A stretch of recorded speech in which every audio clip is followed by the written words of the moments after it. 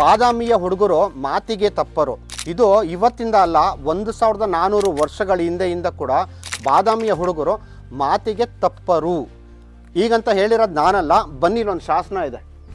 ಈ ಶಾಸನ ಹೇಳುತ್ತೆ, ಸ್ವಸ್ತಿ ಶ್ರೀ ಕಡಪುದನ್ ನುಡಿದುದನ್ ಸಲಿಪೋ ಬಾದಾಮಿಯ ಮಣಿ ಅಂತ.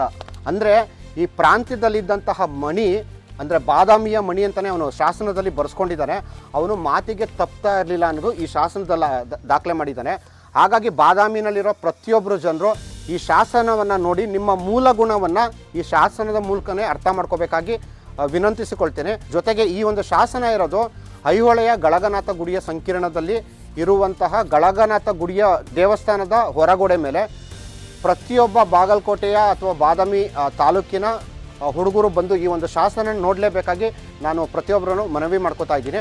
ಹಾಗೆ ಈ ಒಂದು ವಿಡಿಯೋ ಬಗ್ಗೆ ನಿಮಗೆ ಏನು ಅನ್ನಿಸ್ತು ಅನ್ನೋದನ್ನು ಖಂಡಿತವಾಗ್ಲೂ ಕಮೆಂಟ್ ಮಾಡಿ. ಹಾಗೂ ಹೆಚ್ಚೆಚ್ಚು ಬಾದಾಮಿಯ ಮತ್ತು ಬಾಗಲಕೋಟೆ ಜನರಿಗೆ ಈ ಒಂದು ವಿಡಿಯೋನ ಹೆಚ್ಚೆಚ್ಚು ಹಂಚಿ ಅಂತ ಹೇಳ್ತಾ ನಮಸ್ಕಾರ.